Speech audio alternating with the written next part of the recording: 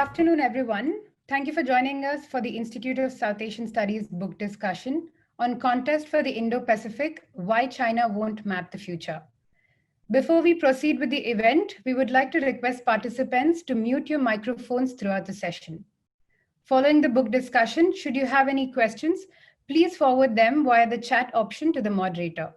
The questions will be consolidated for panelists to answer. This afternoon, we are delighted to have with us the author of the book, Professor Rory Metcalfe, head of the National Security College, ANU College of the Asia and the Pacific at the Australian National University. Joining Professor Metcalfe on the panel discussion today are Dr. Malcolm Cook, Visiting Research Fellow at the Yusuf Ishak Institute, NUS, and Visiting Fellow at the National Security College, Dr. Yogesh Joshi, Research Fellow at ISAS, and Professor C. Rajamohan, Director at ISAS. Professor C. Rajamohan will moderate the panel discussion. Professor Mohan, over to you. Thank you, Archana, and let me join my colleagues at Institute of South Asian Studies to welcome you all for this afternoon's book discussion. It's really a pleasure to invite friends and colleagues. We have Rory Metcalfe, Malcolm Cook, and Yogesh Joshi. And the subject is of great interest to many of us. It is the question of Indo-Pacific and where it is going. What was once an idea of Indo-Pacific that was once greeted with great skepticism and probably occasional curiosity, today has become a fact of life. It represents a new geography.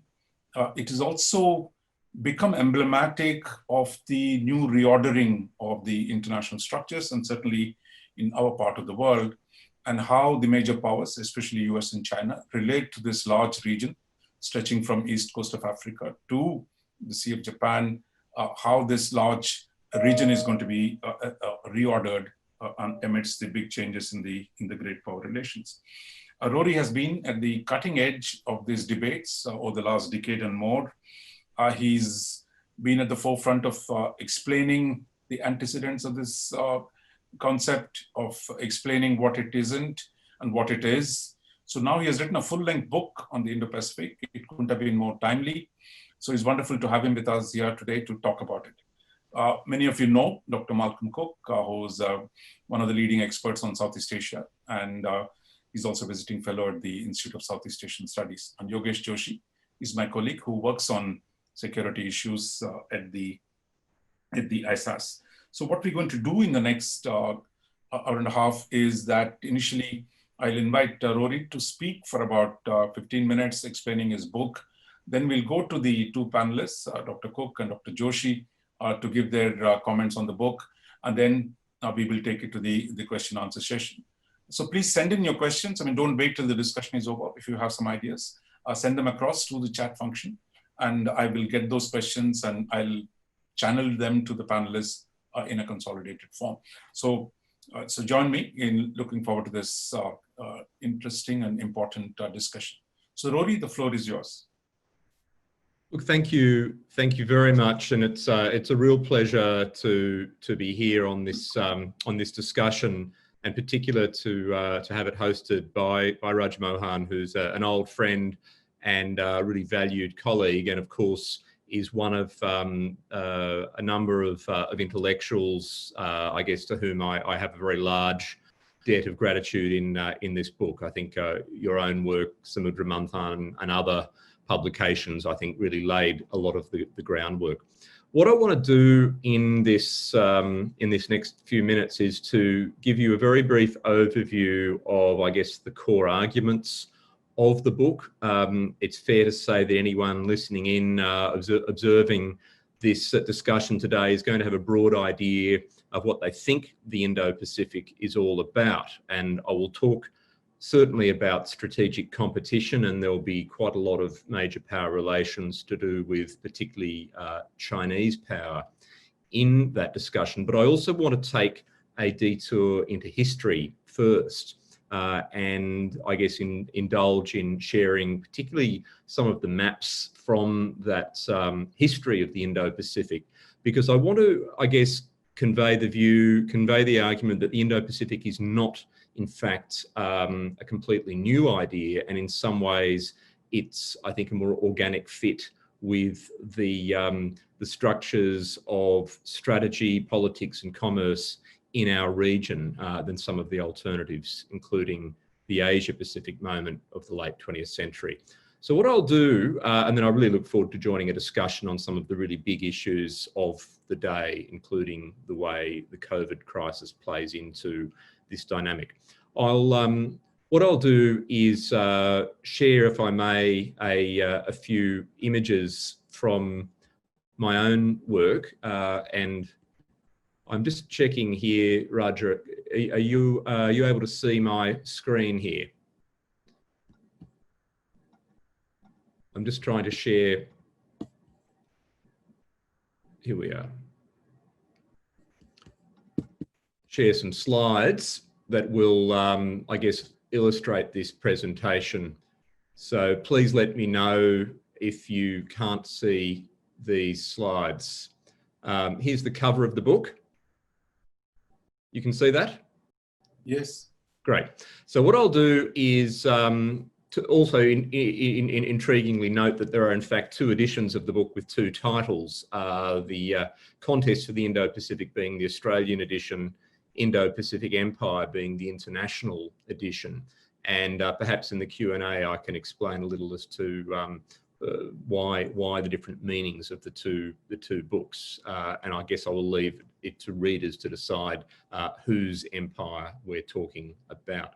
But let's get into the discussion. So this first map gives, I think, an interesting sense of the way that governments recently have reimagined our region, and this is actually borrowed from a map that the Australian Defence Department issued about 7 years ago in a Defence White Paper, which was the first formal document of a government to declare the Indo-Pacific as its region of strategic interest. And I guess what I want to bring your attention to here in particular is the emphasis on connectivity, the emphasis on the sea lanes. Of course, the Indo-Pacific is many things to many people, and one of the more provocative arguments is to say that it's really simply code for containment or at least balancing of China. But I would argue that at a more objective level, it's simply a description of the changing patterns of connectivity and interaction between states in our region. And nothing encapsulates that more than the energy flows and the trade flows from East Asia across the Indian Ocean to the Middle East and Africa, as well as across the Pacific. This is really the story of the past 30 years in our regional geoeconomic dynamic. And so I just want to start with that image to say that the Indo-Pacific, to me, is as much an objective description focused on connectivity as it is an agenda for strategic balancing, which of course many observers claim it to be.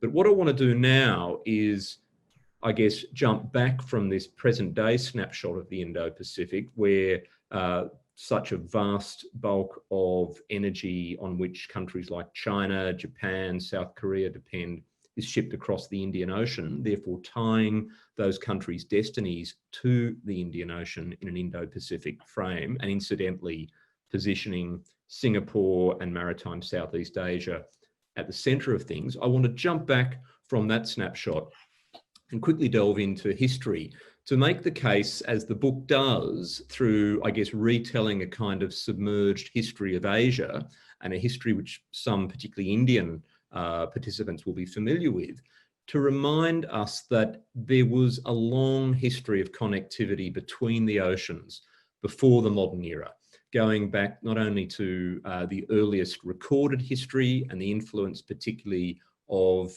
Indian civilizations, of Buddhism and Hinduism into Southeast Asia and East Asia, but also in an earlier, I guess, proto-economy of trade and migration between very early maritime communities, and then later throughout recorded history with the journey of Islam across the Indian Ocean, with the forays of China into the Indian Ocean, particularly fleets of Zheng He in the early 15th century.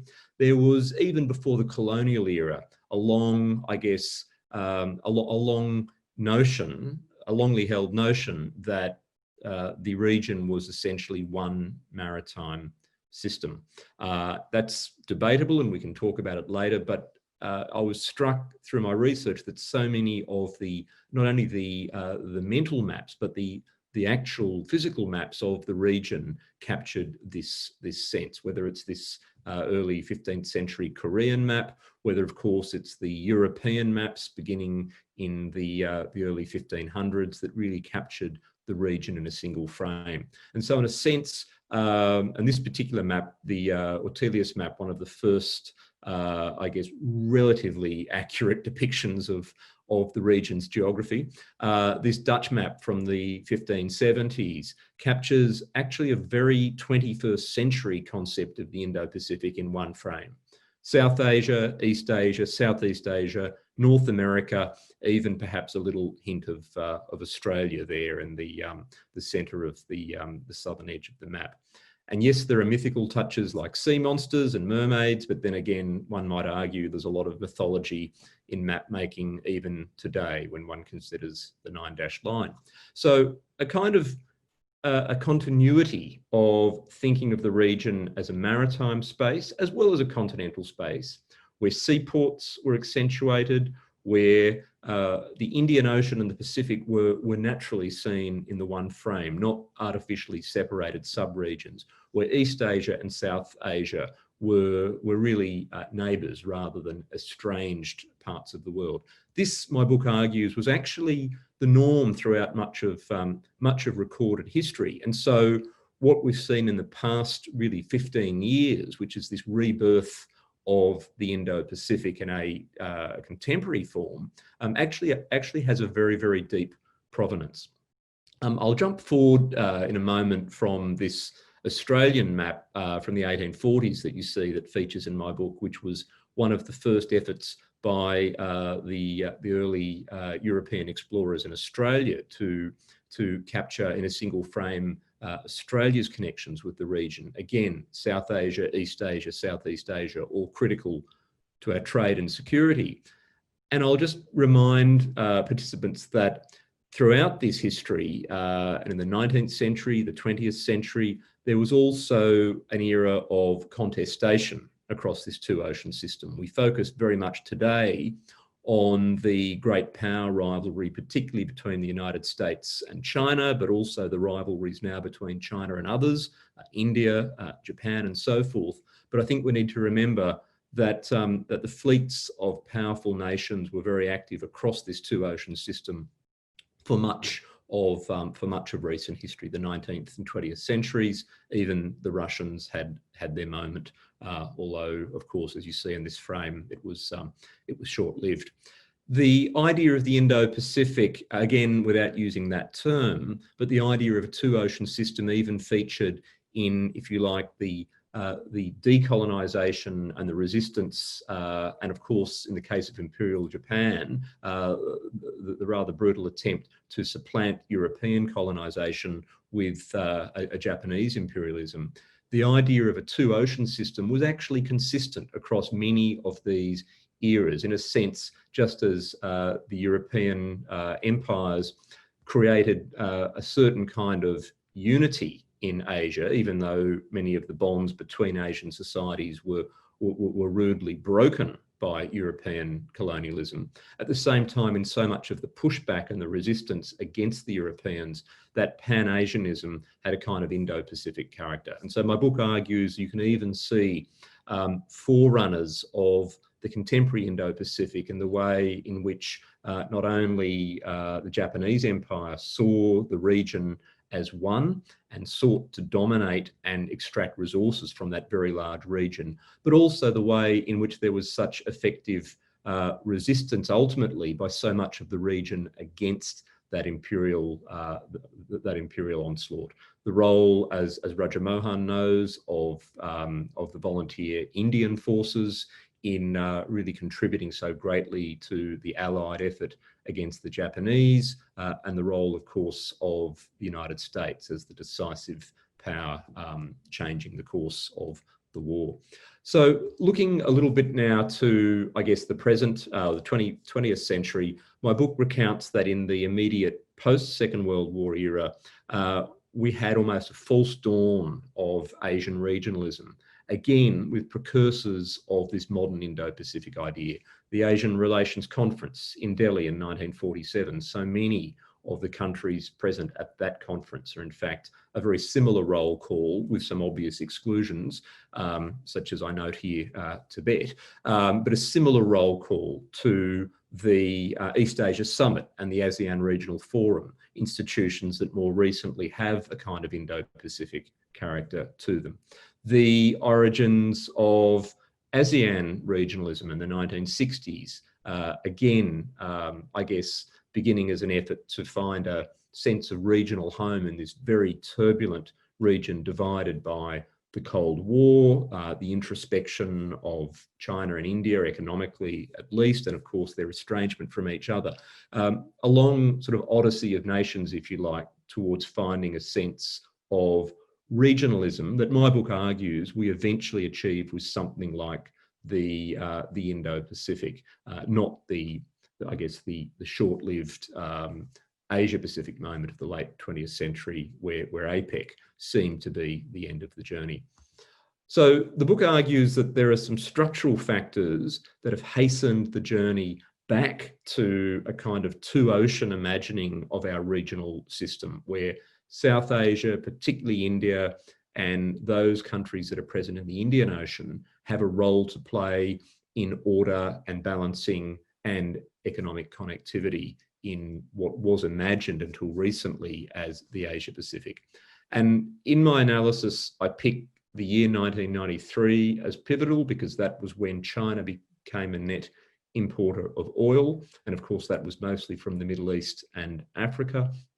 And so even as China joined APEC and began to talk the Asia Pacific talk, it was already beginning to chart a kind of Indo-Pacific destiny. The arrival of the East Asia Summit in 2005, which of course was in fact an Indo-Pacific forum with India, Australia and New Zealand present from the very beginning, and of course America and Russia to follow later, I think demonstrates in my analysis that really the journey back to a regional home for many of the countries in our region, whether it's in institutional structures, whether it's in patterns of connectivity, whether it's in patterns of contestation, was going to become more Indo-Pacific in character, I think, than many of us had expected. And of course, strategic shocks that then followed in the first decade of the 21st century, such as the tsunami in the Indian Ocean, which of course was very much an Indo-Pacific crisis and provided the first moment of mobilization for the quadrilateral dialogue, Australia, India, Japan, and the United States. The counter-piracy operations several years later, where fairly much every self-respecting Indo-Pacific navy, and indeed navies from even further afield, such as Europe, became present and active in the Indian Ocean. These were some of those moments that hastened, if you like, that return of an Indo-Pacific era. But I would argue that very much the rise of China, the growth of the Chinese economy, the expansion of China's interests south and westwards and across the seas really made some kind of Indo-Pacific system inevitable. And so it's doubly, I guess, paradoxical that it's the Chinese government that tends to be critical of the term Indo-Pacific, because of course, in its behavior, China, in a sense, is living a kind of Indo-Pacific strategy.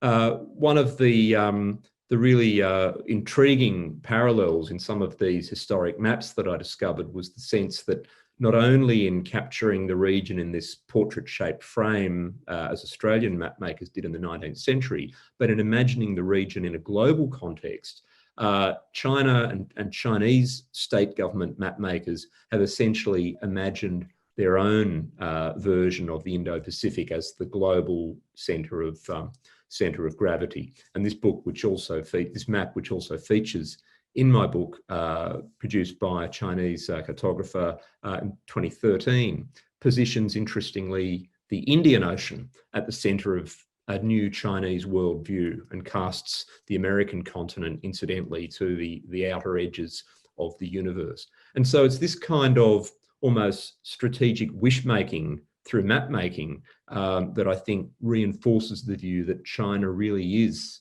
the quintessential Indo-Pacific power. It's pursuing a strategy of geo-economic influence and I think a security footprint too, increasingly across the two oceans. And therefore, and this takes us, I guess, to the strategic so what, therefore, as nations like India, Australia, Japan, Indonesia and other key Southeast Asian countries, and even interestingly, to some degree now, the Europeans, the French in particular, as these countries begin to look to their options to manage the great disruption that Chinese power and assertiveness have brought, and also the dysfunction of the United States under Trump, we begin to look to, I guess, opportunities to build new partnerships across this Indo-Pacific space. And this brings me to, I guess, the second theme of the book, the first being the argument that there is a historical and somewhat objective logic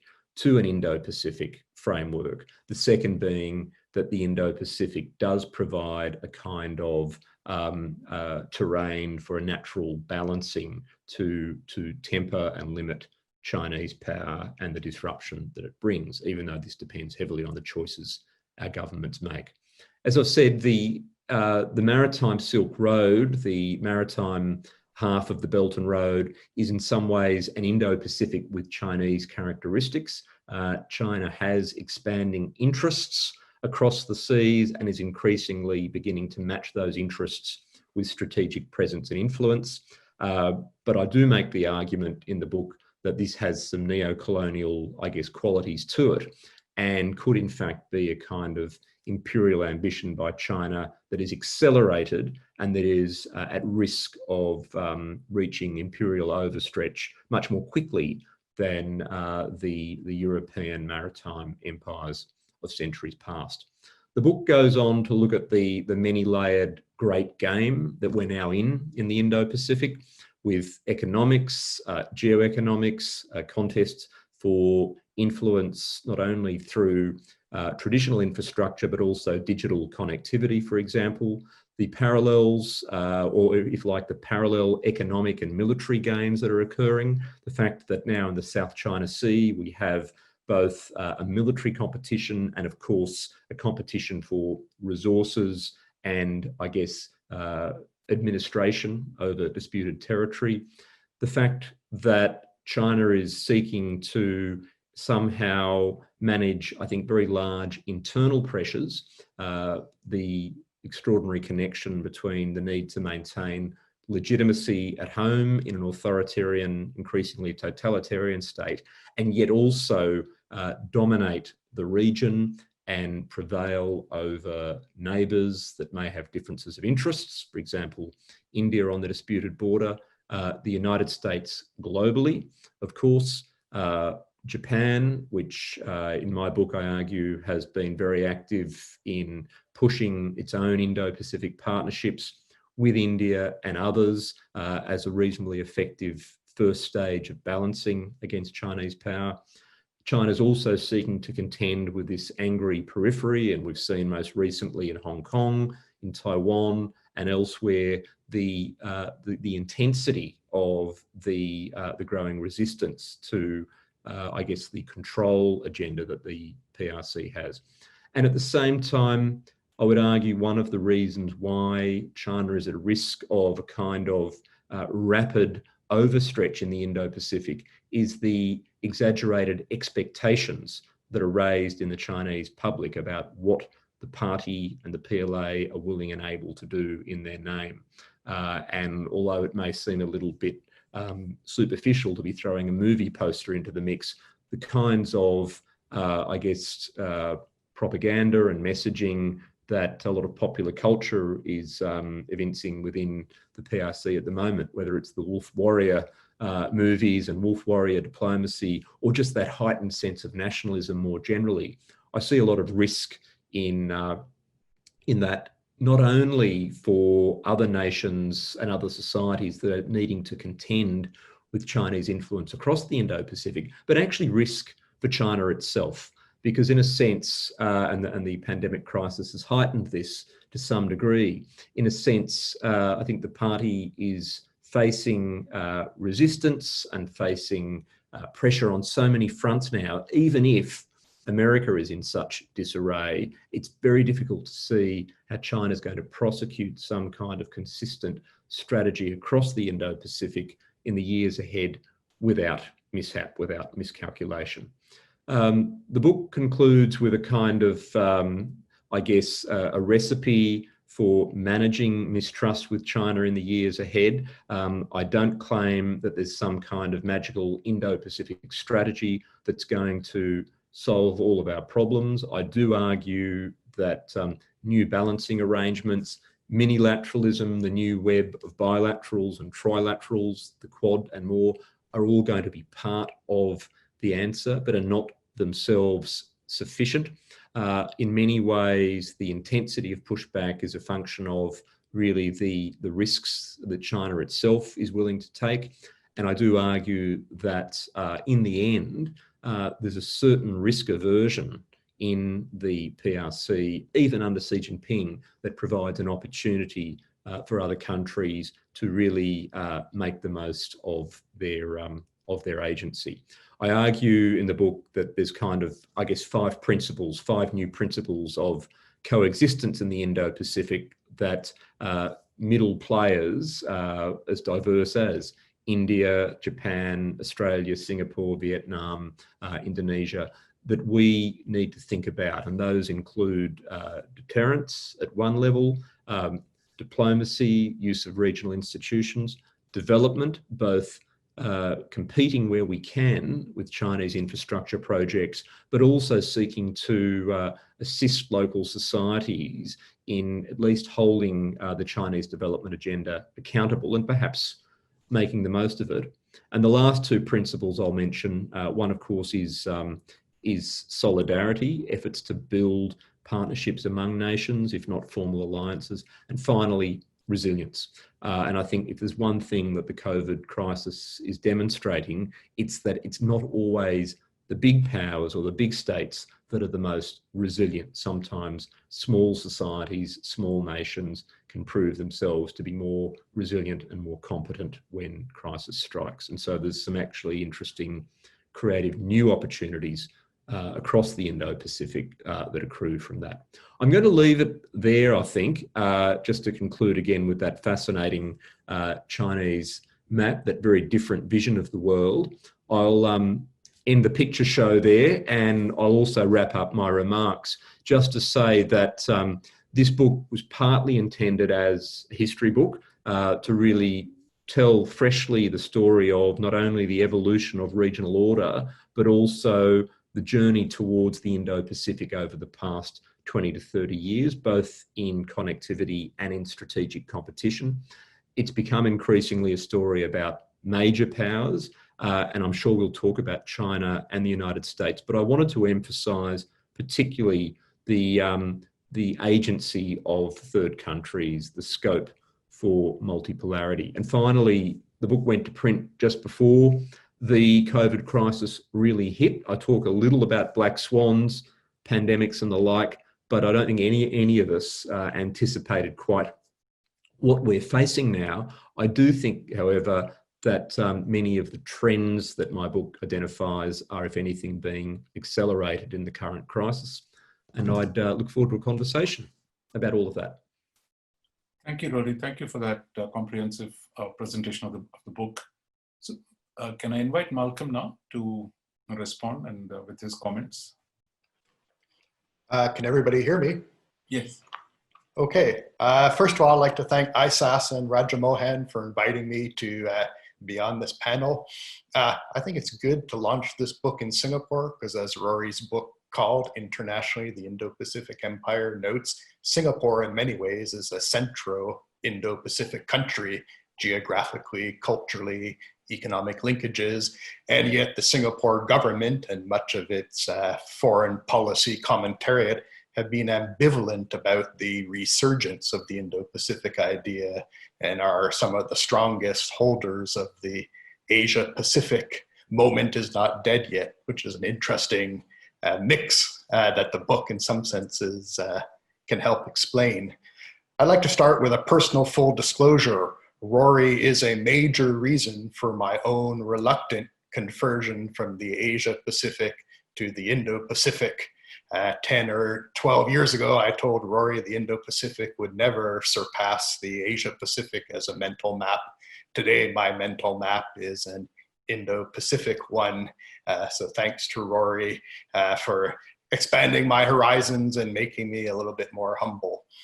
A couple comments about the book, which I really enjoyed reading. I think the book is professorial in contribution, so it can be seen as a seminal work. And it benefits not only from years or decades of thinking about this, but from Rory's background as in government and in the think tank world. So it has a direct policy relevant, or even more than policy relevant, policy informed approach. And it also benefits from Rory's background in think tanks and in journalism. It is a very well written book. The 250 pages seem more like 100 pages when you read it. Unfortunately, many academic books achieve the exact opposite, where 250 pages can feel like 750 pages. It also has some great photos that do speak more than 1,000 words. My favorite is of the Australian helicopter carrier in Tanjung Priok port, the largest port in Indonesia, surrounded by shipping containers from companies all around the world, from Norway to China to Taiwan, bringing that linkage between security and economics out in one photo. I also think it's a well-argued book. As I said, in some senses, I'm a born-again Indo-Pacifican, so maybe I'm not the most disinterested here, but I do think it's a well-argued book that is both easy to read, but will stand the test of time. So my bet is if in 20 years we have a revisiting of this panel, we can all think Rory's book has been a pretty good guideline. I want to shift my comments now to two things that when I read the book over the weekend, and I had a chance to read it twice to deepen my thoughts, things that made me go, to quote an old dance song from the 1980s. And as I said, gave me much food for thought that I'm still digesting at the moment. One, I think I inferred, and I think Rory implied by the book, that China is now the prime power in the Indo-Pacific, and that others have to work together to balance China, channel China towards more cooperative approaches, and also figure out how to best benefit from China's growing influence and interests. It's interesting that China rose to the status of the prime power in the Indo-Pacific without having to create coalitions or even seeking to create coalitions to balance the US power in the Asia-Pacific. But it seems mostly just because of China's very large size and nature of the system that China rose to become the prime power, as I think is argued in this book, without following through a similar set of recommendations that Rory has for us for dealing with China as the prime power now. It's also, the Indo-Pacific clearly gives Australia a central and more comfortable place on the mental map or in the region. Probably explains why Australia is such an early adopter. It's also good domestically within Australia because it gives Western Australia an equal position in the mental map as it does for Eastern Australia. I think it gives Singapore and Southeast Asia a clear position, as Rory argues in the book, and India as well, as the maps show. The one major power that probably has a less clear position in the Indo-Pacific than it did in the Asia-Pacific or prior to that, the Cold War, is the United States itself. So the Asia-Pacific was largely created as a way of bringing the United States into East Asia economically and security, or certainly ensuring it stays there, both as a mental map and as a series of institutions, including Apex Leaders Summit, and even things like the ASEAN Regional Forum. It's not clear to me what the place of the United States will be in the Indo-Pacific, especially in 3 or 4 decades, where if trends continue, the US relative position against China and India will be less than it is today. So it's interesting that not sure the United States is in a comfortable position in the mental map of the Indo-Pacific as it is in the Asia-Pacific. And some of the maps that Rory showed where the United States as a continent and Canada, my home country, are either not there or on the periphery is a representation of this. So those are the two things that made me go, both about kind of the United States and China. Maybe I spent so long in Singapore and Australia where we're so focused on US-China, haven't been able to get beyond that. The two questions I had for Rory, and we can either bring them up now, or since I'm in Australia and Rory is too, we can talk about it outside, is I wonder how the Indo-Pacific dynamics that you set out in the latter parts of the books will change if, or probably more likely when, India moves from being a major power or a very large middle power, but in a qualitatively different category than the United States or China, to a superpower where it will be at the same status in terms of economic size and wealth and potential political and strategic power as India or the United States. I think in 20 or 30 years, if that happens, the Indo-Pacific will be quite different than the one that Australia was talking about in the 2013 Defense White Paper, or even Modi was talking about a couple of years ago at the Shangri-La Dialogue. And India-China relations may become more important or more central than US-China relations. And the US role may become, as I say, even less clear. And then the book touches on this, and again, in 250 pages, covering much of world history from the 15th century to the 22nd century. You can't cover everything in detail. But I do think that the current erosion of Cold War and post-Cold War formal international institutions from the WTO and more recently WHO, but even in some senses ASEAN as well, I wonder if that can be arrested or alternatives can be found in the new Indo-Pacific era, or whether the new Indo-Pacific era will be less structured with less power moderating institutions than we've seen pretty much since the end of World War II.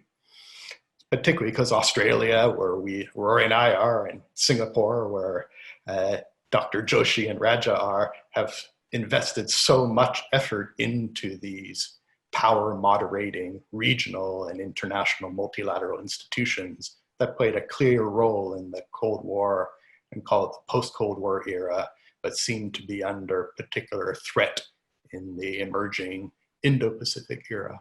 So I'll leave my comments there, and thanks again to everybody. So Rory, will you just hold on to the thoughts in response to Malcolm, and then I'll ask Yogesh to step in, and you can take some of the comments that came into a comprehensive response. Yogesh? Yogesh, unmute. Yeah, thanks so much. This was a very delightful read, the book. And as Yuval Harari, who wrote a magnificent rendition of the history of the Homo sapiens, told us, telling stories is not easy. The difficulty lies not in telling the story, but in convincing everyone else to believe it. I think Professor Rory Metcalfe's deft narrative passes this test of storytelling brilliantly.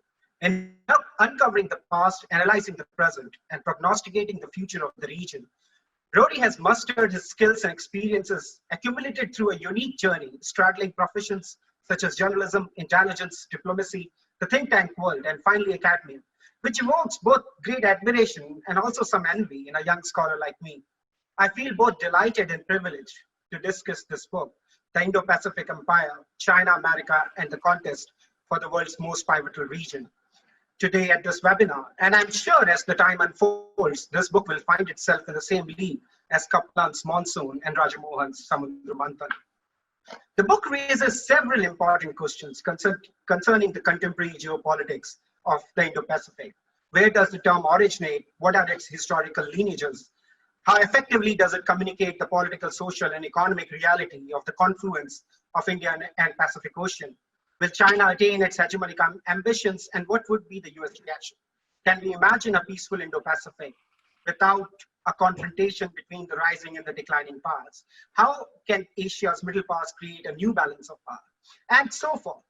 Rory's comprehensive volume provides a lot of food for thought for all those concerned with the security and politics of the Indo-Pacific. However, I'm going to restrict my comments to four salient arguments advanced in this book. First concerns the origins and acceptance of the term Indo-Pacific, which, as Rory argues, is the most dominant mental map or landscape of the mind prevalent in contemporary thinking on the region. I think it's an excellent process tracing on the historical origins of this geographical construct, which basically unfolds in the first quarter of the book. It allows us to travel between the ancient Indian and Chinese empires to the travels of Western colonial past to the post-colonial imaginations of the independent Asian states. The confluence of the Indo-Pacific is a running thread in this vivid travelogue, if I can say so. As we now know from the works of historians like Rajat Kanta Ray, Tirthankar Roy, and Sugata Bose, Indian and the Pacific Oceans have a history of economic, cultural, and social interactions for millennia. However, it has never been so explicitly geopolitical as is the current avatar of the term Indo-Pacific. So what has changed? The simple answer to this new geopolitical imagination is shifts in power, which we have witnessed in the last 3 decades. As Gramsci argues, political space is a central ingredient of hegemony and power. China's military, economic, and political rise is the fundamental reason behind this geopolitical awakening. However, it is not restricted to only China's newfound ambitions and muscle flexing. Equally important glue is the reaction of Indo-Pacific powers to this new reality of Chinese power. So both China's assertion and the pushback from the Indo-Pacific states has constituted the geopolitical space of the Indo-Pacific, which is brought out in the book very vividly. Second, which is an interesting aspect of the book, is to relate the idea that Indo-Pacific, the game in the Indo-Pacific is both multiplayer and multi-layer. It constitutes interactions between great powers, middle powers, institutional and regional blocs such as ASEAN, but also such interactions occur at different levels of such as economic interdependence, diplomacy, military power, and finally on the level of national narratives. This is very much unlike the Cold War, where the antagonists could be easily identified. There was minimal interaction between them, and middle powers hardly had a role in the great power dynamics. Which leads us to the question of, is China's rise inevitable? And as Rory mentions, there are 4 reasons primarily, which he illustrates in his book, that the question is still undecided, which includes balancing behavior from countries such as India, China, Australia, Japan, and several Asian countries, which Edward Luttwak would call the logic of strategy. This balancing behavior is further reinforced by the fact that all of the powers are growing simultaneously. Then is the factor of residual American power, and finally the internal contradictions within China. And here is where I want to raise certain issues. First of all, as the IR theory tells us, balancing is an exception rather than a rule in international relations. As China's power grows further or within its existing capabilities, there is a real probability of states bandwagoning rather than balancing China. And rather than being restrained, China will be more assertive, both because of the nature of power. What is the point of power building power without using it? And second, that China has been quite adept in using external crises or the black swan events to strengthen its position. There have been 3 major crises in the last 3 decades. The 1997 Asian financial crisis, the 2008 US financial crisis, and the current COVID crisis. And each time, China has come out on the top. China has also neutralized much of the South China Sea. Asia often appears to be a divided house, and India is a classical underbalancer. If China can resolve the issue of Taiwan or the boundary problem with China, what we may actually observe is states climbing on the Chinese bandwagon. Nothing succeeds like success in international politics. Secondly, even when other states are growing, the question is always of relative growth. For long, all over the world, states believed in free trade, economic liberalization, and absolute kings. But China's relative growth has been unprecedented. The middle powers can make up for the lack of material power through extraordinary resolve. War, at the end of the day, is bargain between power and resolve between adversaries. But have we seen enough resolve from Asia's middle powers? The ongoing confrontation between India and China in Eastern Ladakh is a vivid example. The last 2 points, I'm not sure whether US credibility is at its lowest point. And lastly, on internal contradictions, China has actually lived through internal contradictions for the last 50, 60 years and has been able to manage it efficiently. We don't know which way it's going to go. The book makes an important claim about regional balances of power, and maybe that's one of the most effective approaches to deal with the threat of Chinese hegemony. However, the problem with regional balances or of power or middle power coalitions is what is unique in all coordination games. The security of Indo-Pacific is a public good, but how prepared and willing are the middle powers to provide for it?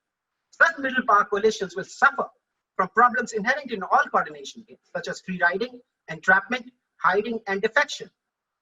There is no doubt that these middle powers have been trying to create institutional mechanisms, such as various diplomatic coordination mechanisms, such as Quad, the minilaterals, the 2+2 dialogues, and also some kind of specific assets in the form of increased naval exercises, maritime domain awareness, logistics sharing agreement. It is very hard to be convinced that they are completely willing to embrace the regional balance of power models. At the end, no one is going to fight each other's wars. And insofar each of these countries have to deal with China by itself, they will keep flip-flopping between self-reliance, as in the case of India, or reliance on traditional alliance networks, as in the case of Japan and Australia. Which brings us to the role of the US. The middle power coalitions in the Indo-Pacific are not born out of the China threat alone. Without active US encouragement, we might not have seen the emergence of the middle power coalitions between Japan, India, and Australia as we observe today. And without this glue, it might also just fritter away. The problem for the US is just too distracted, most of the times internally, but even externally it aims to focus on phony enemies like Russia, rather than focus on real challenges such as China. Even under such distractions, without the backing of the US, the Indo-Pacific regional balance is hard to conceive. Whatever one might say about the Trump presidency, we must acknowledge that no other US administration has confronted Beijing as much as the Trump administration, and this is a welcome change. My last comment pertains to India's approach, and I think Rory has been so adept in talking about India, and it feels that an Indian scholar is actually talking about India rather than an Australian scholar.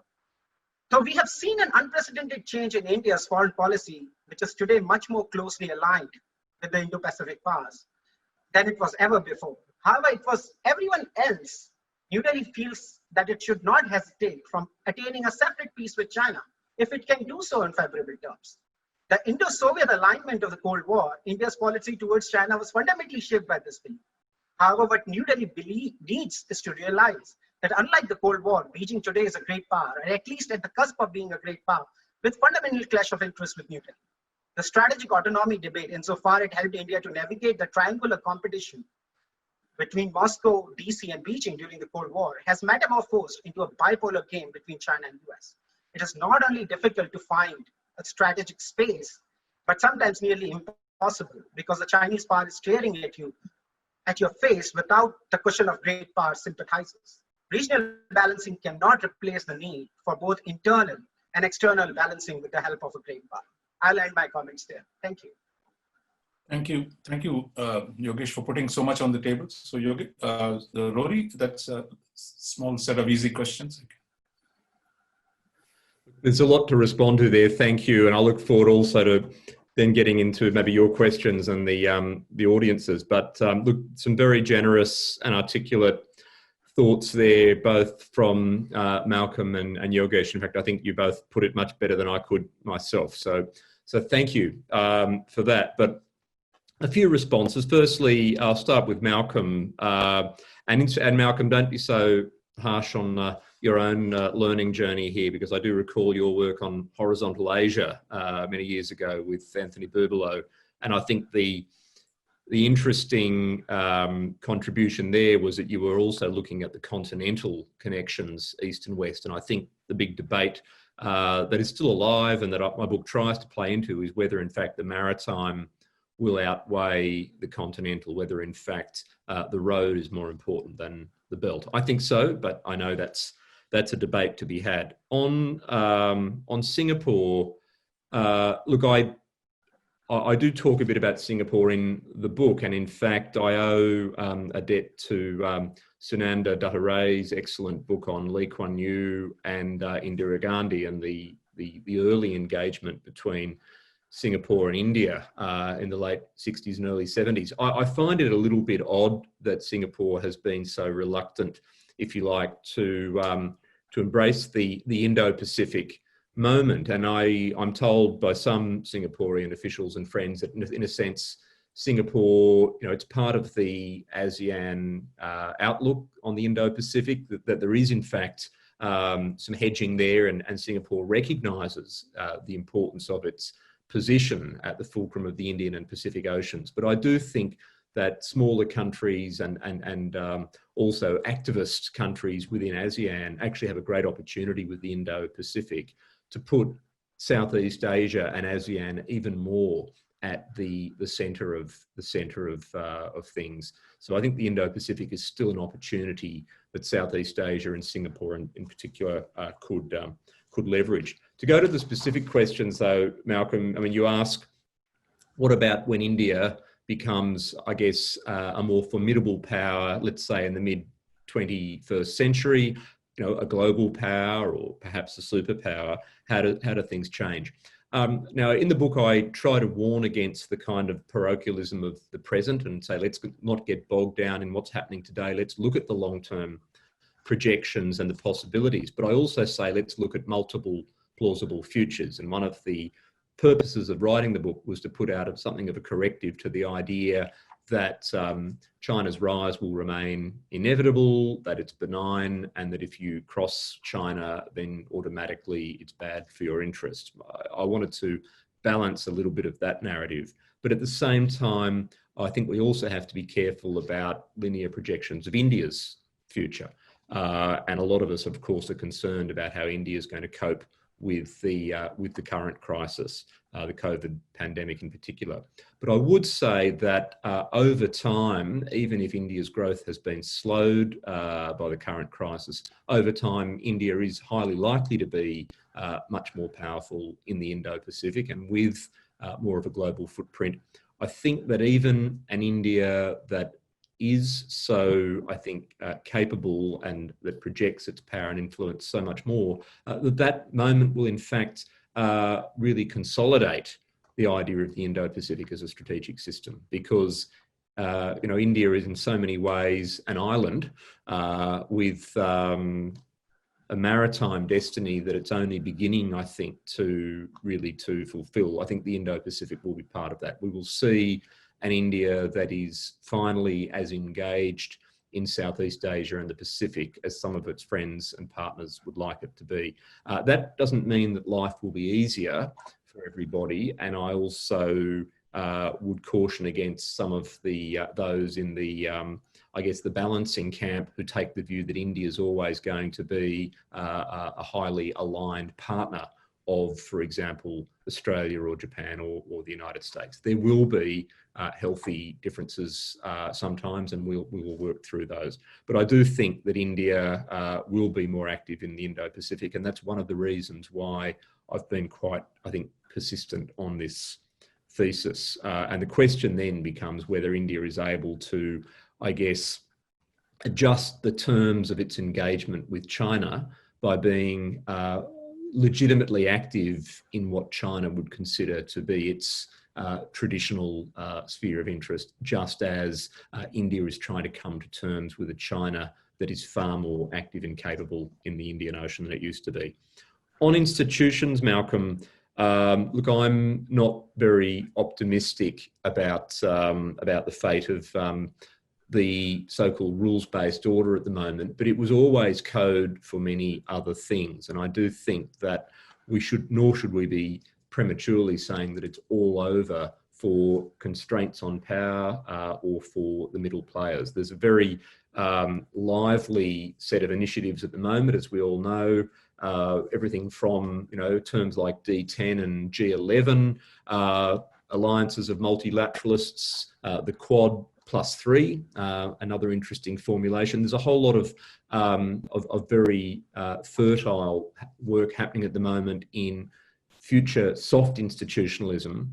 It's not going to be an EU in Asia, and nor should it be, but I think that in fact there are going to be a number of institutions that will help at the margins to moderate power, and a lot will depend in the end on the risk aversion and the choices that are made in China. And I'll come back to that later in the discussion if we have time, because in many ways, and this goes to Yogesh's excellent points about whether balancing is really going to work in the Indo-Pacific, a lot goes to the risk calculations that China actually makes. And I do think that even now in this era of wolf warrior diplomacy, the perceptions of other countries have some currency in Chinese decision making.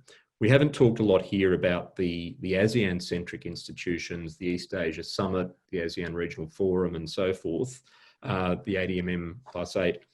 I would still say that these are, often disappointing and underutilised, but I would not give up on them. And I think one of the interesting qualities of Indo-Pacific minilateralism, and that could be everything from the Quad through to the trilaterals, such as Australia, India, Japan, through to potentially new trilaterals, Australia, India, Indonesia, and so forth.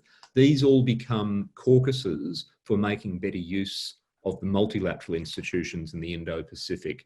I think that when you look at the many Indo-Pacific visions and statements and definitions that have been put out by different countries in recent years, Japan, America, India, Australia, Indonesia, France, ASEAN, you name it. They're all a bit different, but the similarities that they have are that there's a consistency about support for principles of sovereignty, of non-coercion, of respect for middle and smaller powers. And so, in fact, there's something to work with in the multilateral institutions with the Indo-Pacific partnerships and minilaterals as a kind of mobilising and caucusing force. Much easier said than done. Going finally to those excellent points by Yogesh about no one is going to fight each other's wars, etc., etc. That it's good to talk about soft balancing and to do all of this creative middle power diplomacy at the margins, but in the end, when it comes to moments of crisis, what value are they? Look, I'd turn that around a little bit and say that it does depend a lot on the calculations in Beijing, the risk aversion. It's still it's very striking to me that in all these years of China extending its influence and its interests and growing its military capabilities and so forth, and brushing up against others, Japan, Vietnam, India, and so forth, China is still really quite risk averse. It does not want war, and that gives us something to work with, I think. I would argue that the minilaterals and the new balancing arrangements, they're going to be more useful for, in many cases, building the capability, jointly building the capability of frontline states like Vietnam, for example, of really trying to coordinate action where China crosses certain boundaries in the South China Sea, or action short of in non-warlike conditions, such as, for example, now potential coordination on supply chains or alternative suppliers to critical technologies.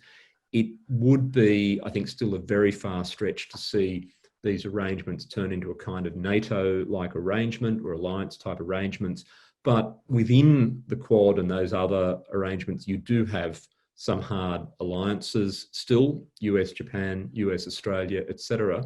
And put it this way, if China thought it had nothing to worry about, it would not be so obsessive with trying to denigrate and crush a lot of these arrangements. It's a long and I think really a long and uncertain game on that score. Look, one last observation before I go back to the other questions, and that's about the, I think, very good observation, Yogesh, about China using crisis for opportunity. But I do want to play a little bit more with the long, well, relatively short, but the 20 to 30 year cycle that I think we're in of Chinese expansion and potential overstretch as well. My sense is that we often give the Chinese system too much credit for its strategic thinking.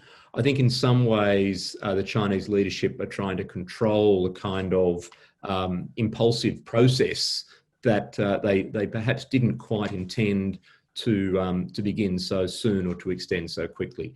I just see in the Belt and Road, in the exposure to risk in so many places, in the proliferation of frictions around China's periphery, and in the failure really to manage unrest internally. I just see so much scope there for things to go wrong. Combine that nationalist assertiveness with what I still consider to be a relatively risk-averse strategic culture. Now, of course, I could be proven wrong and there could be an assault on Taiwan tomorrow, but I think it's unlikely. And I think that the scope for miscalculation is actually quite high, and the scope for damage to the legitimacy of the leadership from that miscalculation is very high. So I think that gives something for, I think, the more anti-fragile states of many of these balancing coalitions, something that they should work with over time. Thank you, Rory. We have a number of questions, so maybe the other two panelists can also jump in. And I think one now is the use of the word empire. I mean, I think one of the questions has been, and that also gives you a chance to tell us, why do you have two titles for the same book? So what's the question exactly?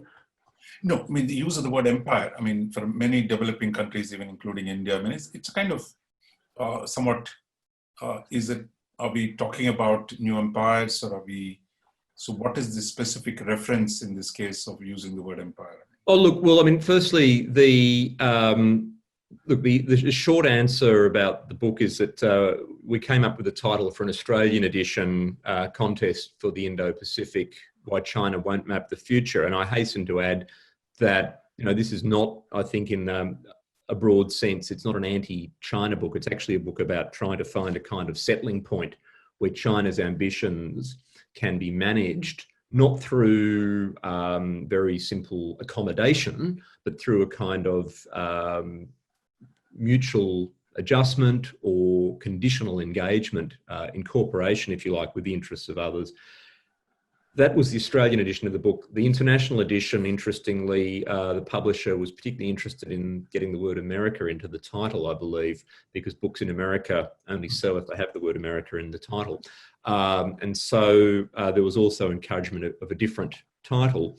I actually quite like the idea of the title Indo-Pacific Empire because it has a certain ambiguity. Whose empire are we talking about? The history of the region, whether we like it or not, is a history of empires.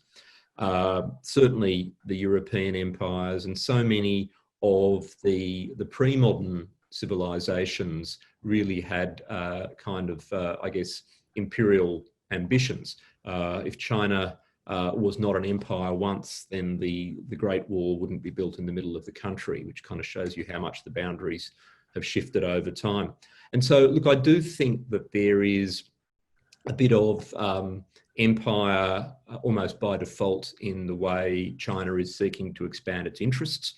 And I think in many ways it's following almost unconsciously the blueprint that a number of the European maritime empires set in the 1500s and 1600s. That is, the expansion began not as a military aggression, not as, if you like, pure state behaviour, but it began with a nakedly commercial and actually mercantilist set of motives, and the security footprint followed. The security footprint came in to defend commercial interests once they got into trouble. Look at the British in Egypt, for example. It's how a lot of these empires unfolded. I think there is a dynamic of that in the Chinese experience, and I think that in some of the resistance to the excesses of the Belt and Road vision, and I'm actually thinking of the Indian resistance in particular to that. I've seen articles by some pretty esteemed Indian thinkers who, I guess, sort of draw a parallel between the Grand Durbar of 1911 in Delhi and the Belt and Road summits, where all of the leaders are brought together to somehow pay tribute to the vision of shared interest. There's something in that, and I think it's important that some of the pushback against Belt and Road, it's not simply an American militarist project. It's actually societies in developing countries trying to set the terms for their own development. India, Malaysia, Sri Lanka, Maldives, wherever it may be.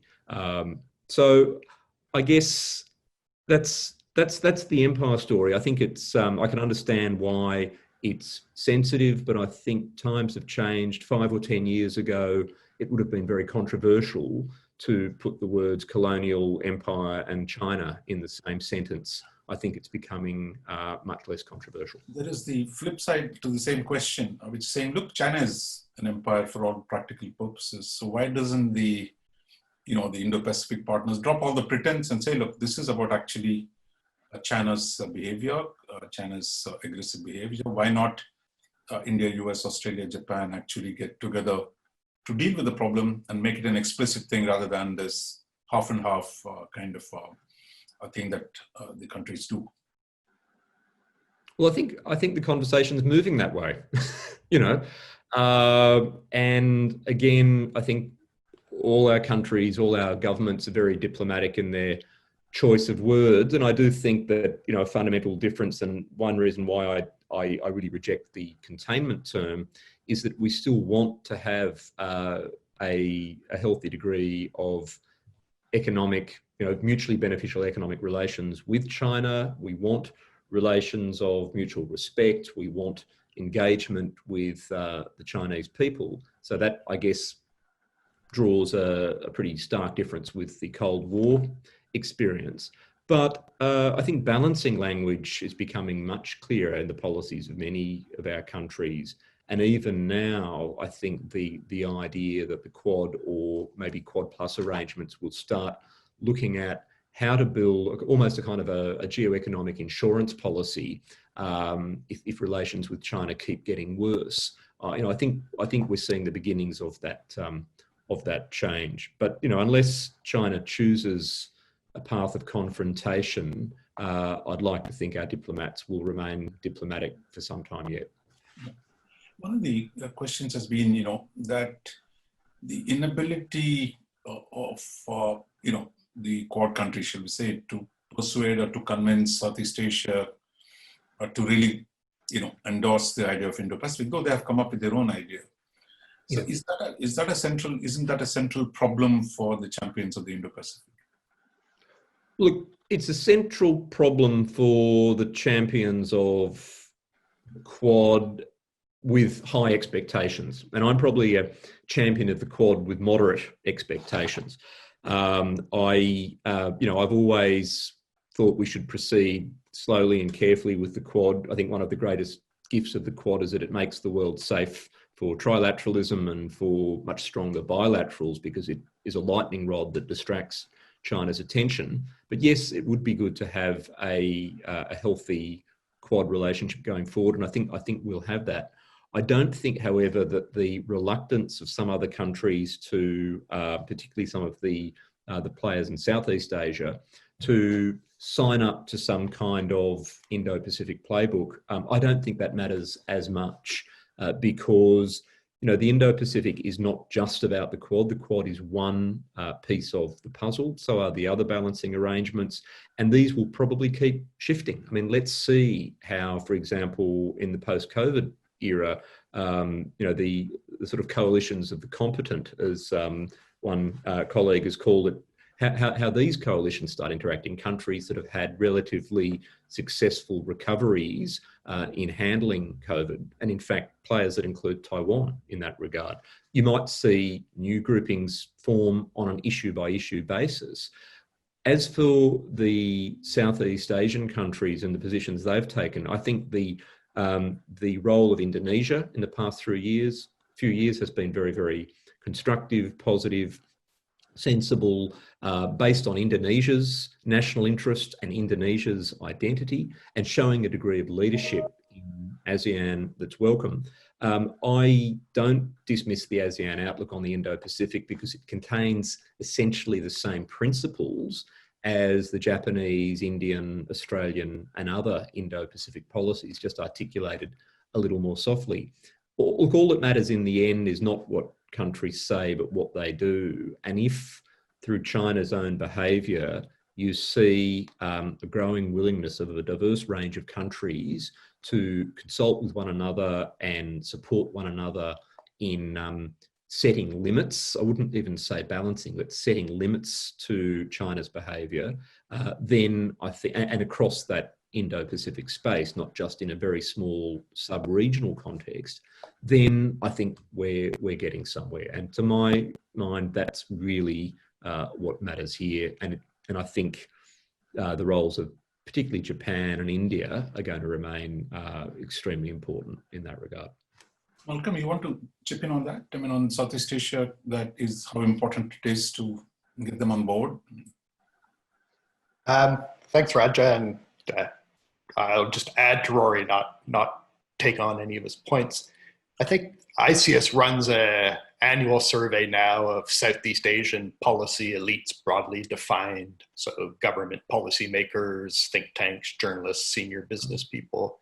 And the 2020 poll, which was released before the world changed into what it is now, showed when these 1,300 across the 10 Southeast Asian countries were asked about what do you think about, call it the formal Quad arrangement and what it'll do, they showed that Southeast Asian ambivalence that has been there since pretty much since the Chinese started to criticize it, to be honest. But when they were asked, will you participate in Quad? Do you think your country should participate in Quad activities in the future? The favorability or the support for that went quite stronger. So when it comes to what the Quad might be doing, or the countries that are included in the Quad might be doing, I think there's more appetite among Southeast Asian countries. And earlier research done by ASPI, an Australian Strategic Policy Institute, showed similar results when they were asked directly about the Quad. Southeast Asian policy elites were hesitant. When they were asked, do you support what the Quad is doing and would you think about joining it, they were much more, which fits into, I've heard it many times in Singapore, and it's not what you say, it's what you do, and often not saying something is important. Criticizing often this view that Western countries like Australia and the United States talk too much in diplomacy. I'd also I'm not so sure that the COVID-19 pandemic is going to lead China to be in a stronger position geopolitically than it was before. I think there's a tendency to see every crisis, of course, China will come out ahead. I think if you look at opinion polling, like many countries, Australia, Canada, I've been looking at, but even the Southeast Asia, and one I mentioned, mistrust of China was already very deep. And concerns about Chinese influence were already very high. And that had changed significantly over the last 5 years. My bet is that COVID-19, that seems to have originated in China, and many of the first cases in Southeast Asia, Australia and Canada all came from Wuhan, will deepen those fears about China or mistrust of China, and concerns about growing Chinese influence will make China's exercise of its influence harder than before. Thanks. One set of questions, Rory, is about what do the middle powers do? I mean, I think that question, there is Japan, Australia, there is Japan, India, Japan, there is Australia, India, Indonesia. So, and now the French talk about France, Australia, and India. Now, in the specific case of India and Australia, we know that the two prime ministers are meeting later this week. So how much, the reports already say Indo-Pacific is going to figure prominently. There is also the talk about the two countries signing new security cooperation agreements. And there have been other evidence that actually many countries are cooperating with each other, whether they can actually balance China or not. It's a minimalist, at least, head. So maybe tell us a bit about India, Australia, where they're going, yep. And then maybe look at the what you call minilateralism that is going on. Great. Yeah, look, it's very important to try to be concrete about this because, a lot of, very smart people who try to follow international affairs but aren't well versed in the euphemisms of diplomacy often scratch their heads and wonder, what on earth we're actually doing, what these countries are actually doing when they have these meetings.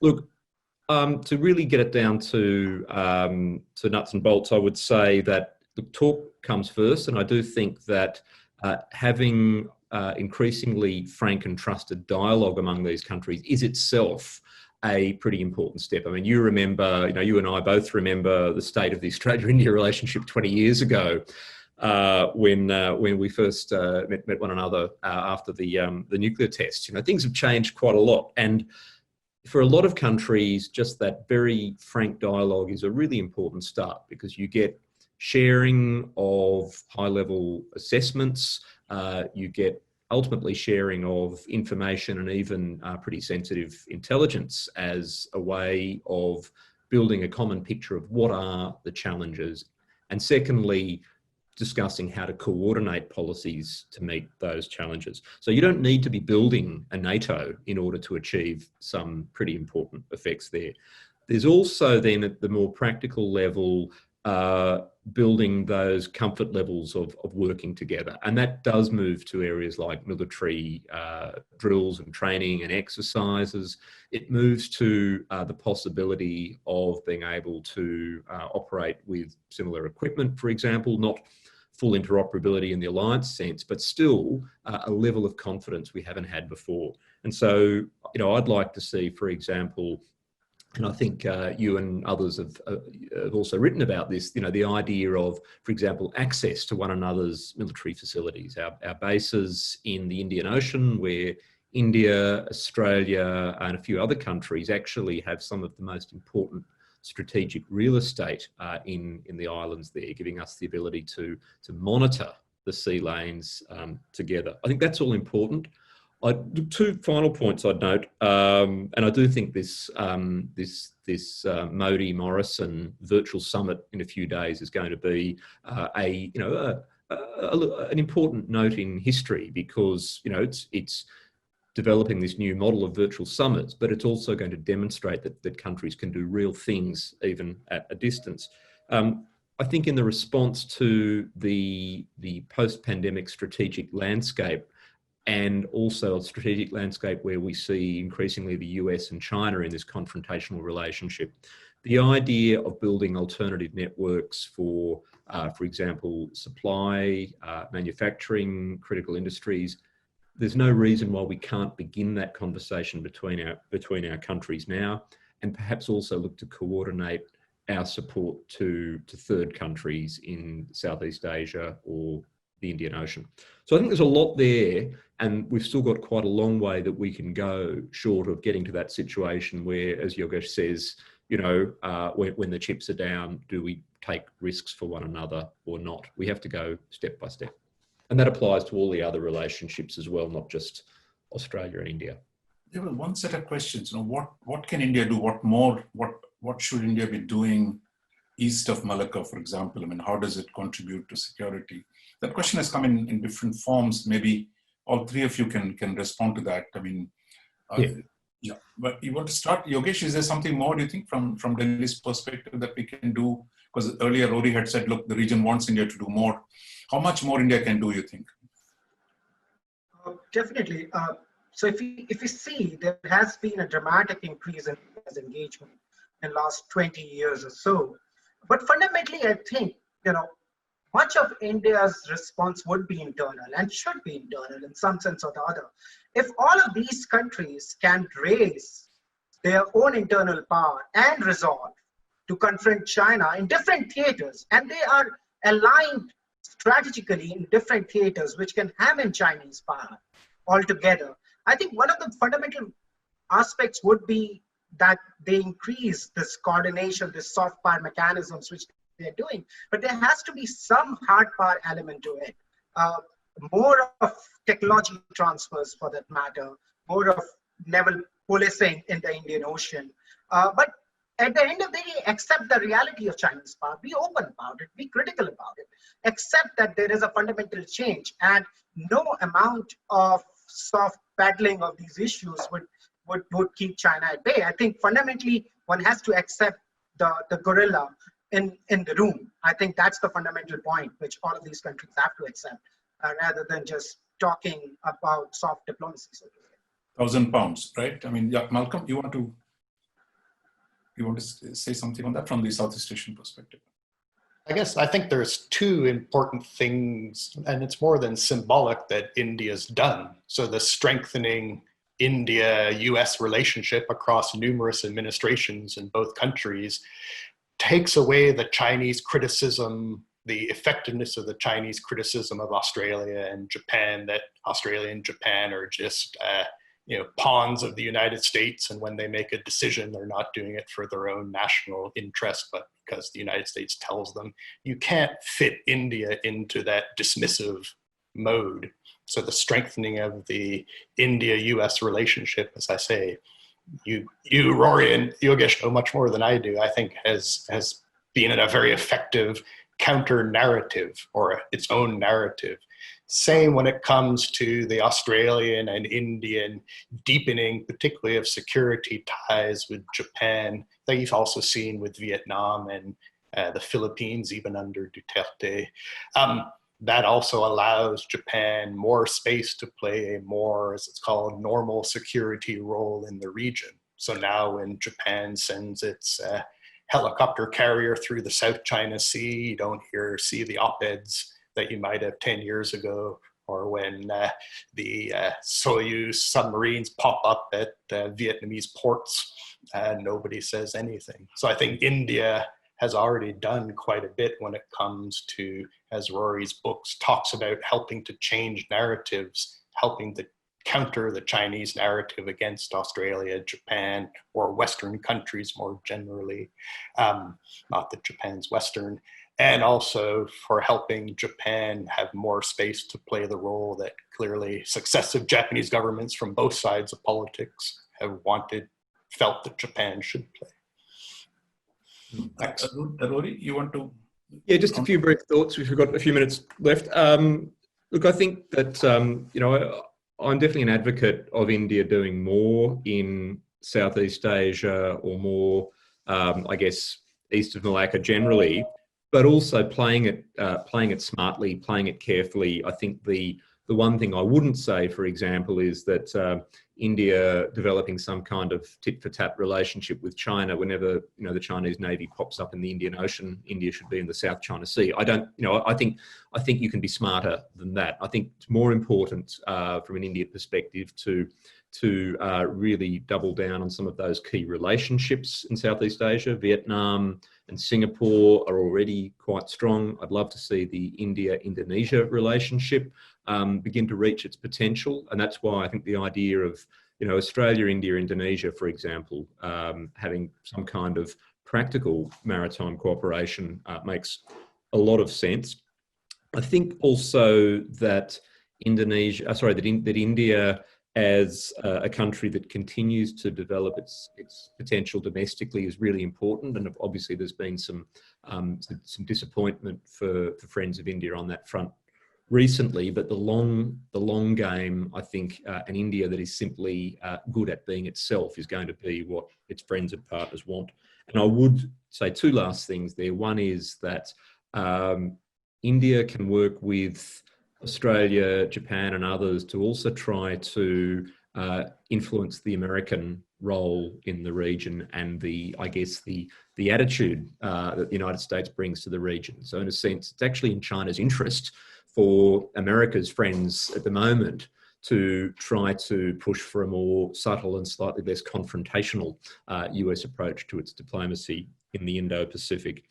If there's one very practical way in which I think India has a big decision ahead that's going to influence its role as a key power in the Indo-Pacific and globally, it's going to be the decision on 5G, the decision on the future of India's own networks, because India is going to be a really important actor in the global debate on the future of the internet, future of telecommunications, future of frontier technology. So I suspect that will be one of the issues on the agenda in the Modi-Morrison conversation. It's interesting that same idea has come from the British as well. Now, Britain, which is the early one, which actually seemed to opt for 5G, now is talking about, reducing the Huawei's role, and now it's talking about a democratic 10, G7 plus India, Australia, Korea working together to develop, a framework for developing a 5G. So this is again, I think it goes back to the Quad plus. So there's multiple ideas of, creating these new coalitions, overlapping some of them. How much of future do you see for these kind of coalitions, and including Trump's latest proposal for a G10 or a G11? Well, I think it's a laboratory at the moment. There are lots and lots of ideas that are being thrown out there, and the poor diplomats are probably having to work very hard to somehow service all of these potential forums. They won't all survive. They won't all flourish. I think obviously Trump's advocacy is a bit of a liability in some cases as well. And we can debate about whether, for example, Russia is the ideal partner in building sort of technology alternatives to China. But the general trend is very clear, and that is that look, competent middle players are not simply throwing up their hands in horror at American dysfunction and Chinese assertiveness and saying, well, we surrender. Instead, there's this really creative ferment to find new relationships that I think crisis will drive. And so some of these relationships will develop, some of them will survive. And I think absolutely bringing India into regional and global level conversations about these very multi-layered strategic challenges is absolutely part of that way of the future.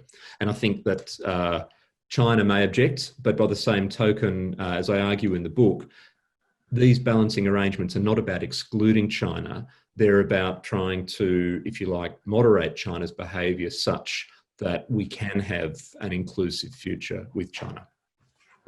Just one last question to all three of you, and then we can wind up because we are really against time. We'll start with Yogesh, but this idea of of burden sharing. In the earlier it was about other countries, Americans pushing others to take more responsibility. Others. So, but today the context where the US retrenches, some kind of a burden sharing. I know we did a conference some last year, and Malcolm was there. So this is going to be the key, right? I think everyone is going to be doing something, whether it is coordinated or not. The middle powers picking up more, the rising powers doing more. So the idea of new coalitions, and within them the notion of burden sharing. We'll start with Yogesh, then Malcolm, and then Rory, we can wrap it up. Surely, I think with the retrenchment of the US, definitely there is a lot more responsibility which comes on the shoulders of the rising powers or the regional powers. But what I would say is burden sharing for what? Many of these countries would not share burdens, as I said before, to fight each other's wars. What is most relevant for all these countries is to chalk out an inclusive strategy which not only speaks to their fundamental interests, but in some hand complements with the larger geopolitical interests of creating a kind of diplomatic or military deterrent to China. And if those complementarities can be achieved, yes, fine, we can share as much burden as we want. But at the end of the day, this would also depend upon both your internal power as well as the resolve which you have to confront the challenge which is posed to you. Yeah, Malcolm? Just two parts of an answer, but not a full answer. One, I think in democracies and countries in general, public opinion matters. And I think if you look at public opinion in a lot of countries when it comes to both views of the United States under a Trump administration that may end in January next year, and under the China under the Xi Jinping administration, which has a much longer shelf life, there is stronger distrust of both as international actors. And I think that gives those countries, and we've seen it in Australia in its recent dealings with China, where China has threatened and then coerced Australia, but the government has stood firm with strong popular support. That public opinion, which has changed rapidly, but in a consistent direction in many countries over the last 5 years, gives countries more, like Australia, Japan, India, I would assume Singapore, not that there's much public opinion polling done there, more basis to seek to do things themselves or with others that exclude both the United States and China, or at least one of them. And it was interesting, of the 116 countries, I think, that supported the EU's push for an investigation in the WHO before it was actually tabled, only one was a Southeast Asian country, that was Indonesia, whereas lots of others, 116 countries, including 50 from Africa, signed up to that when China was still seen to be strongly against that. So that shows there is quite a bit of appetite among many countries to take actions. The United States was not one of that 116 either, that may not focus on the US or China. And public opinion in a lot of countries, I think, is starting to give those governments more latitude to do that. So I think those are beneficial things that feed into some of the discussions in Rory's book itself. Thanks. Rory, one final thought. So we want to sum up. Yeah, look, I'll try to be quick. I think the book is my book tries to, if you like, offer an alternative telling of the past and the present to help illuminate the choices, especially of middle players into the future. Very difficult to predict, but it's really about developing strategies for multiple plausible futures. And so I think burden sharing is a really, really important part of that way forward. I think we look, many of us look aghast at what's happening on the streets in the United States at the moment and wonder what this means for America's role in the Indo-Pacific. I would argue that even without primacy, and I think America does need to prepare, and we all need to prepare for that post-primacy future, even need a post-primacy present, but even without primacy, the United States is still going to be a very important player in the region. And the more burden sharing there is among the middle players, the more the United States will be, in fact, confident and encouraged to play what can still be, at times, a decisive role in the region. Australia will be part of that, but it's interesting if you look at the plausible futures. The book does some projections on the potential growth of the Indian and Indonesian economies, again, in a pre-COVID, from a pre-COVID baseline. But by the 2040s, China is going to be in an Indo-Pacific region where India, Japan, and Indonesia, by any measure, in aggregate, are going to be more powerful than China, unless things go gravely wrong for those three countries. And so I think increasingly burden sharing by other powers in the region will become the norm, developing capabilities, working together. Australia is the 13th or 14th largest economy, having something to contribute there. But I think that India, Indonesia, and Japan and other Southeast Asian players will increasingly be stepping up. What I don't see is essentially a new tributary system where these countries individually or together simply negotiate away their interests. But we'll reconvene, as you say, in perhaps 10 or 20 years, and love to have the conversation again then. Thank you, Rory. And as I close, just three quick thoughts. I think one about this China's relentless rise and the American decline, which has become the dominant theme. To take you back to the 70s, just when the US, it tells you how old I am, just when the US pulled out of Vietnam, the Communist Party of Soviet Union declared in 76, look, the tide has turned. Now the Russian moment had come. The world is ripe for a revolutionary moment, given what was happening in Southern Africa, in Southeast Asia, that there was a new moment. And within 5 years, we saw how quickly, dramatically the move changed. Of course, China is not Russia. China is much bigger. But the twists and turns, I think they're not going to disappear. So there is that, what seemingly, absolutely, I remember there was a summit in Cuba, a non-aligned summit, declared Soviet Union as the natural ally of the non-aligned movement. And Soviet Union didn't exist shortly within 18, 15 years after that. So things could possibly, that brings me to the second point, that internal change. I mean, a lot of questions came in, why is China so aggressive? It's not quite clear whether the leader is being defensive or is he being aggressive because he has issues internally. And similarly, the US is going through a big transition as well. So both the two major powers, deep internal, probably churning that is going on, some visible, some probably not as visible. So therefore, that could fundamentally change the orientation. Gorbachev can fundamentally change Russia's orientation.